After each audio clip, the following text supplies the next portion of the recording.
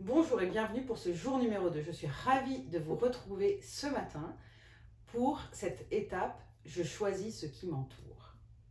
J'espère que vous avez pris le temps hier de faire les deux petits exercices, à savoir revisiter votre maison en faisant quelques photos, mais aussi les petites questions qui vous permettent de comprendre pourquoi vous en êtes là et quel est votre pourquoi.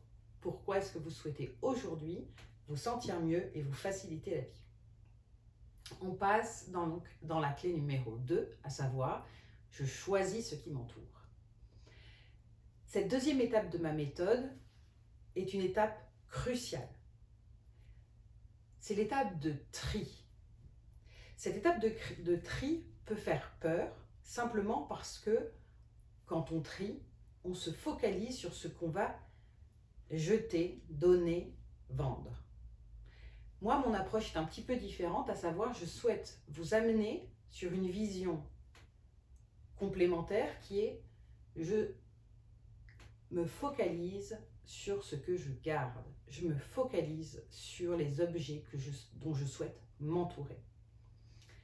C'est une nouvelle vision qui va vous permettre, vous allez le comprendre, au moment réellement du choix, de diminuer la charge mentale que vous avez. J'ai été formée par Elodie Wery en tant que home organizer et elle a une phrase que j'aime beaucoup qui dit « Le bazar ne se range pas, il s'élimine ». Cette phrase nous fait comprendre deux choses. La première, c'est qu'avant tout rangement, il y a une phase préalable de tri. Et la deuxième, c'est qu'il peut s'éliminer. Et que oui, vous pouvez vous sentir mieux chez vous par le tri et vous pouvez avancer simplement en choisissant ce qui va vous entourer vers un espace plus serein, plus grand, plus facile à ranger. Donc cette étape de tri est cruciale. Mais cette étape de tri peut faire peur parce qu'elle peut être importante. Je vous en ai parlé dans le guide, il y a deux méthodes pour trier. La première, elle se fait en une fois. Une catégorie, une grande pièce, une maison en entier. En une fois, ça va entraîner un grand changement, mais aussi parfois des grands bouleversements dans votre vie. Cette méthode, en une fois, il est important soit d'être extrêmement motivé pour tenir, soit de se faire accompagner, parce que dans des plages horaires, on va avoir besoin de plages horaires plus importantes, et durant cette plage horaire, la motivation peut diminuer, mais surtout, vous allez le voir, quand on trie, on peut avoir des moments où l'objet va nous remémorer un souvenir douloureux, ou en tout cas pesant, ou nous faire ressentir des émotions qui peuvent être compliquées à gérer. Et donc le fait de se faire accompagner par exemple, ce qu'on appelle aujourd'hui un coach en rangement, nous permet de remonter et de s'apaiser en bienveillance quand on fait un choix. La deuxième méthode, que j'appelle la méthode des petits pas, c'est une méthode qui est plus flexible, surtout dans nos agendas surchargés et surtout si l'on ne souhaite pas se faire accompagner, ce qui permet en autonomie de prendre des petits moments, des petits temps, souvent 15 minutes, une demi-heure, une heure, qui permet comme ça d'avancer étape par étape. Ça, ce sont les deux grandes méthodologies. Quoi qu'il en soit, on va voir maintenant comment est-ce qu'on trie réellement. Trier peut faire peur et c'est pour ça que je vous propose de le décortiquer en plusieurs étapes. Ma phase de tri, je la découpe en 5 étapes, en sachant que la 5e sera je range ou je me déleste. Donc la première étape, c'est je me prépare. Vous avez déjà commencé à vous préparer en vous posant ces questions de pourquoi est-ce que je souhaite aujourd'hui simplifier mon quotidien, simplifier mes espaces. Cette phase de préparation, elle est émotionnelle, évidemment, elle est psychologique, j'ai envie de dire, mais elle est aussi physique. Réellement, comment est-ce que dans la matière, je vais trier? Je me prépare, en posant une surface plane. On a besoin de dégager une surface plane parce que vous allez le voir, on va travailler pendant quelques minutes, quelques heures, et donc on a besoin de se sentir à l'aise et de pouvoir visuellement avoir l'ensemble des éléments sous les yeux. La deuxième raison, c'est que si vous commencez à éparpiller d'un côté de l'autre, vous allez commencer à faire une sorte de yo-yo qui va, un, vous fatiguer mentalement et deux, vous épuiser physiquement. Donc, un, je me prépare et je dégage une surface plane. Deuxième étape, je rassemble. Rassembler va nous permettre de prendre conscience de l'ensemble des objets que l'on a. C'est très très important aussi au moment du rassemblement de se poser la question, est-ce que j'ai tout rassemblé ici? Je m'explique. Dans mes accompagnements, quand par exemple on travaille sur un dressing, je pose la question, avez-vous l'ensemble de vos vêtements ici? Bien sûr. Alors, je réitère en demandant, vos manteaux sont-ils conservés au niveau du dressing? Non, mes manteaux sont dans l'entrée.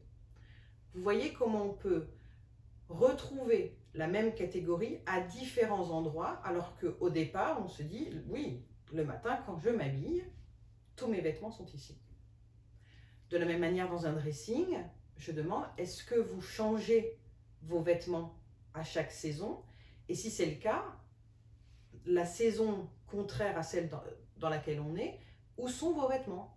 Remisés dans un placard, au grenier, au garage. Le but étant vraiment de venir rassembler l'ensemble des objets de la même catégorie. Troisième étape, catégoriser. En fait, on va venir jouer au jeu de cette famille. On va mettre ensemble les objets qui ont la même fonction, la même utilité. Par exemple, je reprends l'exemple du dressing.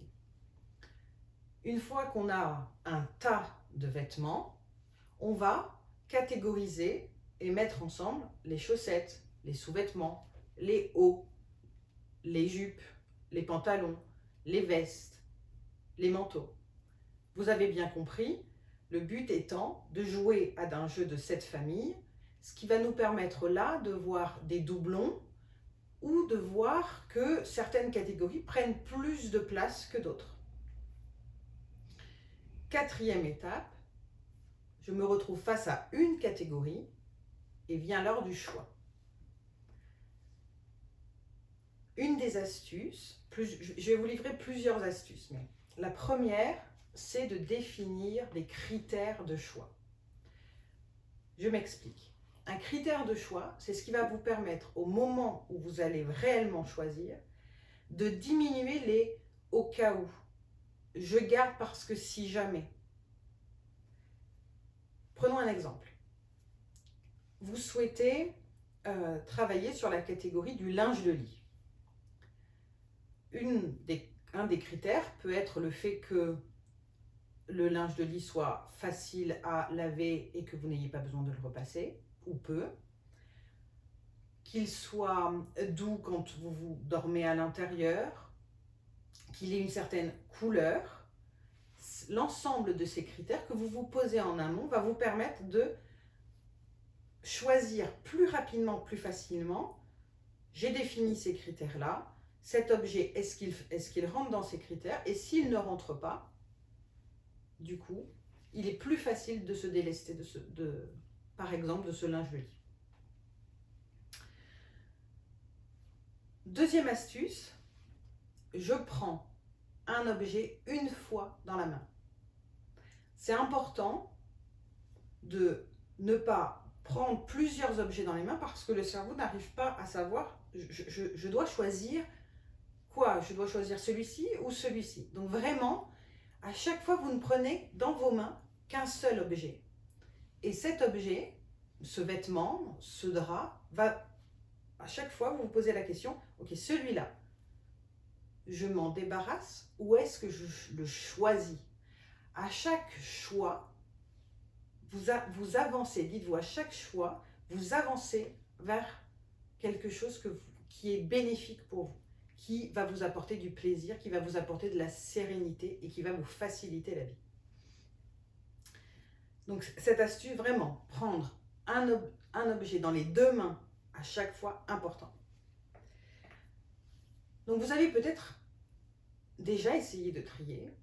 Je vous ai donné donc 2 astuces pour diminuer ces au cas où, ces je ne sais pas, ces j'ai du mal à trier. Je souhaite vraiment vous apporter un autre angle de vue que de simplement vous dire, lorsque je trie, je me débarrasse, je dois jeter X%, je dois diminuer de 50% mon espace.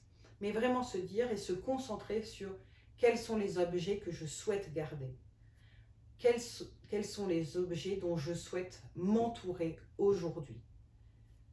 Se choisir, c'est aussi dire non à certaines choses. Mais je vous propose de vraiment voir ce tri comme je me choisis à travers le tri et je choisis de prendre un nouveau départ en ne conservant que les objets qui me font du bien, qui m'apportent de la sérénité ou qui me facilitent la vie.